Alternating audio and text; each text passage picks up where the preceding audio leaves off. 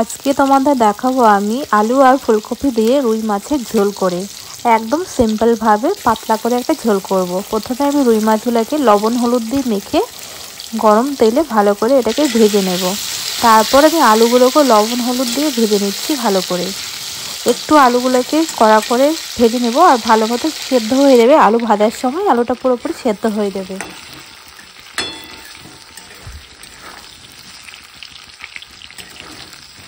দেখো আলুগুলো কিন্তু প্রায় লাল লাল করে আমি ভেজে নিয়েছি।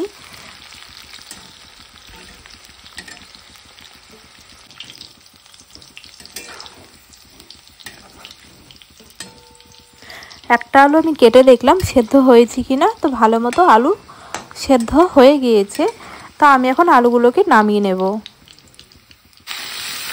এরপর আমি ফুলকপি ভেজে নিচ্ছি, ভালো মতো ভেজে নেব যেন ভাজার সময় ভালো মতো সেদ্ধ হয়ে যায়।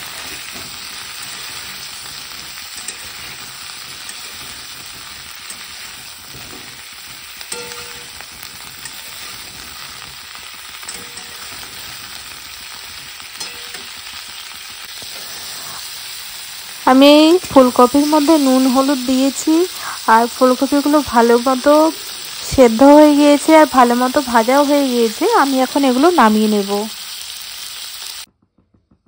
এখন সেই ভাজা তেলের মধ্যে আমি শুকনো লঙ্কা আর জিরে সম্বাদ দিয়েছি আর তার উপর দিলাম আমি টমেটো কুচি।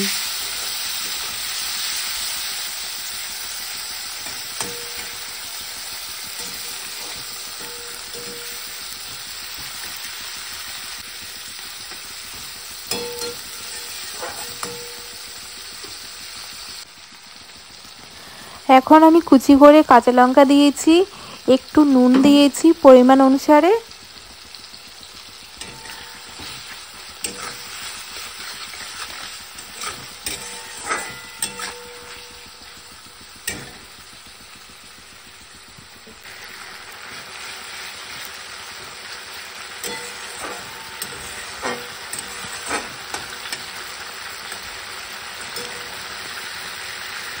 আমি এখানে টমেটো ভালো মতো ভেজে কষিয়ে নিয়েছি। এখন আদা আর জিরা বাটা আমি এর মধ্যে দিয়ে দেব। আদা জিরা বাটা দিয়ে এটাকেও আমি ভালো করে টমেটোর সাথে কষিয়ে নেব যেন আদা জিরার গন্ধটা ভালো মতো চলে যায়। তো সেই জন্য একটু ভালো করে এটাকে কষিয়ে নিতে হবে।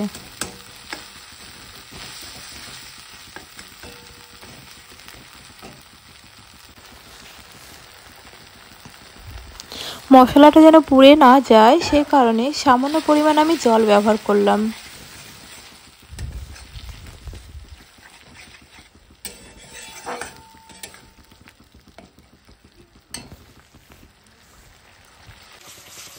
আমি সামান্য ঝালের পরিমাণটা বাড়ানোর জন্য সামান্য পরিমাণে লঙ্কার গুঁড়ো ব্যবহার করলাম। তোমরা চাইলে এটা স্কিপও করতে পারো।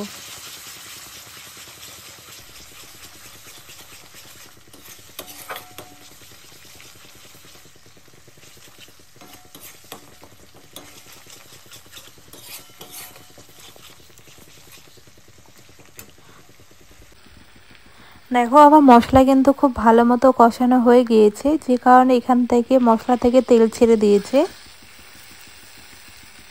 দেখতে পাচ্ছ কত সুন্দর কালারও চলে এলো।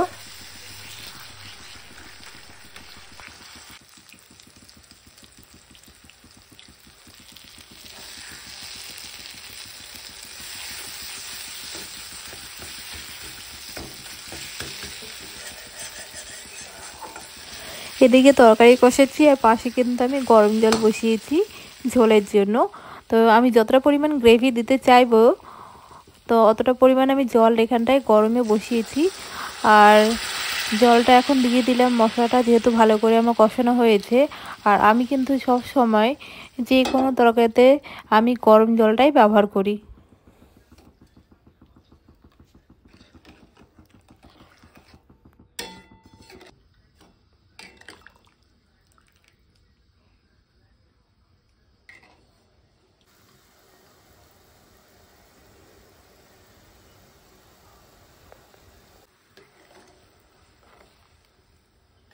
এখানে আমার মাছের ঝোলের গ্রেভি কিন্তু একদম রেডি। এখন আমি এতে আলু ফুলকপি আর মাছগুলো দিয়ে দিলাম। একটু ফুটে গেলে আমি কিছু পরিমাণ ধনেপাতা দিয়ে তারপর নামিয়ে নেব। আর আমার মতো তোমরা কে কে আলু ফুলকপি দিয়ে রুই মাছের এরকম পাতলা ঝোল খেতে ভালোবাসো সেটা একবার কমেন্টে জানিও। আর আজকের ভিডিও কেমন লেগেছে সেটা কমেন্ট করে জানিও। ভালো লাগলে একটা লাইক করো আর চ্যানেলটিকে সাবস্ক্রাইব করে নিয়ে আমার পাশে থেকো।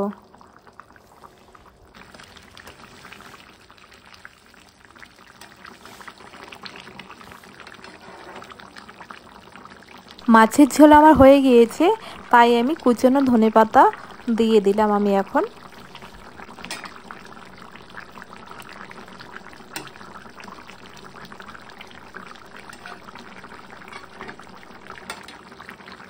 না, আমার মাছের ঝোল কিন্তু একদম রেডি।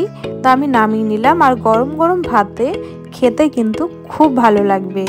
তো তোমরা কে কে খাবে ঝটপট চলে আসো আমার বাড়ি।